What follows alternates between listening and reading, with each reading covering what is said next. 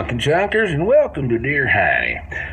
This is a platform you can ask me any little old question you want, and I'll do the best I can to answer. Now, you can send them to hugsunderground@gmail.com and put Dear Heinnie in the subject line. Now, tonight's question comes from Bill in Missouri. And Bill says, Dear Heinnie, I have trouble with the string squeaking when I change chords. Do you have any remedies that you use that can help me out with that? Well, Bill, there are several commercially available string lubricants and cleaners that you can use, but down home, when the banjo strings get squeaky, we use bear grease. Now, bear grease, brown bear grease works a little better than black bear grease, but they're tougher to negotiate with, if you know what I mean. I highly recommend you shoot them first. Now, what you do after you're done with your negotiation is you get you some bear belly fat, and you cut it up in little chunks. And then, after that, you get it in a pot and put it on a stove over low heat for a long time.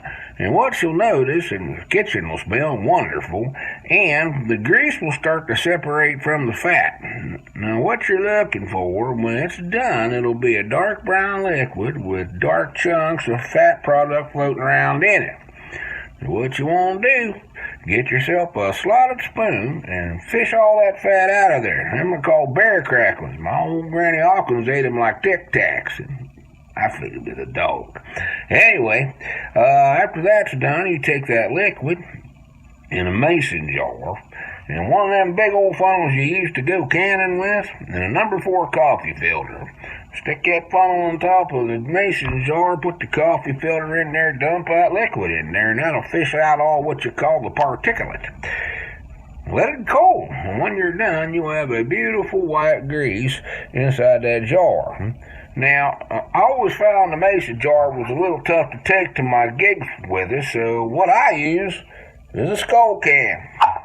Perfect size, fits right in your pocket.